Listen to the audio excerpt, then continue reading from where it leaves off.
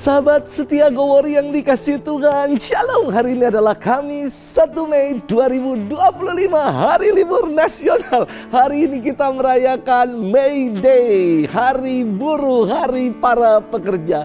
Hari ini juga gereja memperingati figur Santo Yusuf, pelindung para pekerja. Santo Yusuf nggak pernah loh ditulis apa yang menjadi perkataannya.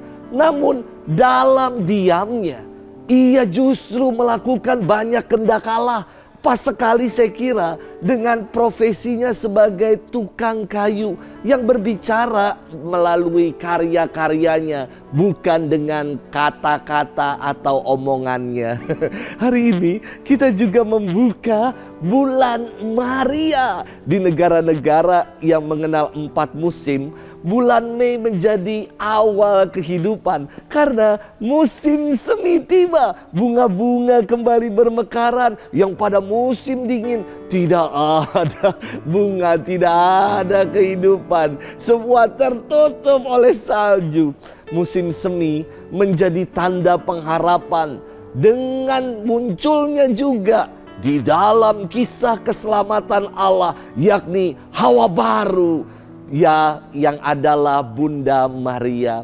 Tradisi menghormati Bunda Maria pada bulan Mei ini berawal pada abad ke-13, namun ditetapkan secara khusus oleh Paus Pius ke-7 pada tahun 1814. Penetapan bulan Mei sebagai bulan Maria dilatar belakangi oleh pengalaman iman Paus Pius ke-7 yang ketika itu ia ditangkap oleh tentara Napoleon Bonaparte pada tahun 1809. Paus berdoa bersama dengan Bunda Maria dan mengajak seluruh umat Tuhan untuk berdoa rosario.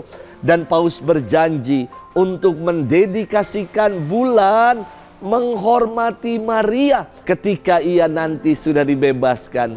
5 tahun kemudian pada tanggal 24 Mei tahun 1814, Paus Pius ke-7 dibebaskan.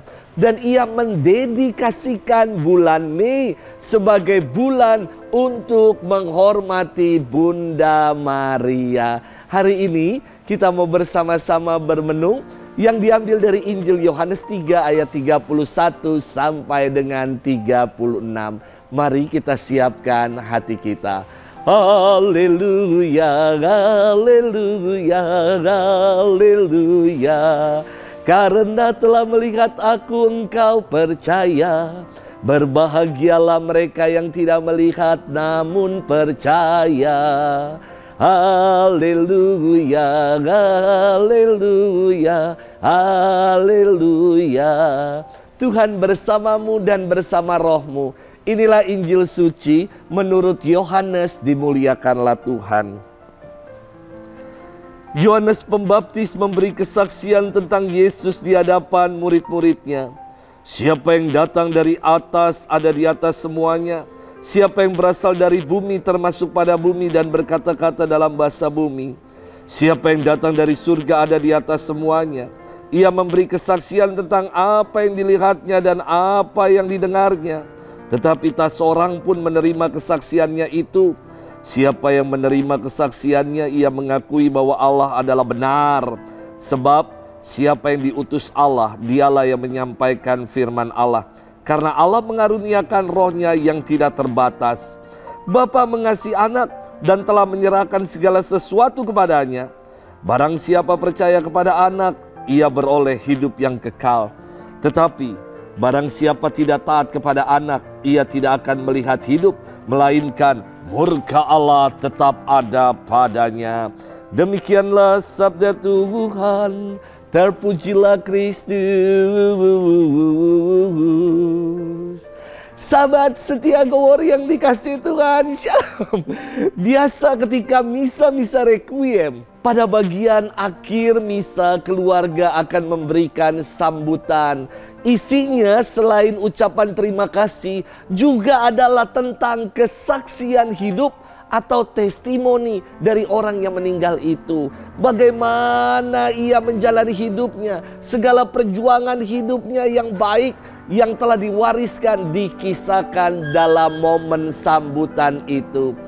Kesaksian ini dikisahkan untuk mengenang dan menghormati pribadi yang istimewa yang telah dipanggil Tuhan itu. Beberapa waktu yang lalu, ada seorang aktivis gereja yang meninggal. Pada momen sambutan, begitu banyak orang yang mengacungkan tangan, yang mengangkat tangan, mau juga memberikan testimoni, mau juga bersaksi atas pribadi ini. Karena memang orang ini sungguh dikenal sebagai orang yang baik dan menjadi berkat bagi banyak orang. Sahabat setia Gowori yang dikasihi Tuhan, firman hari ini berkisah tentang kesaksian Yohanes Pembaptis akan jati diri Yesus. Kesaksian ini adalah kesaksian yang jujur, no tipu-tipu. Karena Yohanes tidak memberikan kesaksian tentang dirinya seperti infotainment yang memberitakan berita bombastis tentang selebritis. Yohanes tidak membesarkan dirinya untuk mencari popularitas. Ia tidak cari sensasi dan panggung, melainkan Yohanes Pembaptis mewartakan Yesus yang sejati. Yohanes bersaksi bahwa Yesus berasal dari Allah, dan barang siapa berasal dari Allah, kesaksiannya adalah kesaksian yang benar. Dan orang yang percaya kepada Yesus akan beroleh hidup yang kekal. Kesaksian inilah yang menjadi dasar iman kita. Kita percaya bahwa Yesus adalah inkarnasi dari kata inkarne, masuk ke dalam daging, Allah yang menjadi manusia. Sahabat setia Gowori yang dikasihi Tuhan, banyak orang ribut karena iman orang lain. Bukannya menjalankan iman sesuai dengan keyakinannya, kok malah repot ngurusi iman orang lain. Kebenaran dalam beriman tentu bukan hanya dimonopoli oleh pihak tertentu saja, melainkan setiap agama mempunyai kebenarannya masing-masing, punya klaim kebenaran masing-masing. Hari ini kita diteguhkan melalui kesaksian Yohanes akan Yesus yang kita imani, dan kita diajak untuk bersaksi akan Tuhan yang benar melalui perbuatan-perbuatan benar dalam kehidupan, melalui tindakan nyata kita dalam kehidupan sehari-hari, untuk mau semakin mengasihi, semakin peduli, dan semakin bersaksi dimanapun kita berada. Selamat bermenung. Tuhan memberkati kita selalu. Dalam nama Bapa dan Putra dan Roh Kudus. Amin.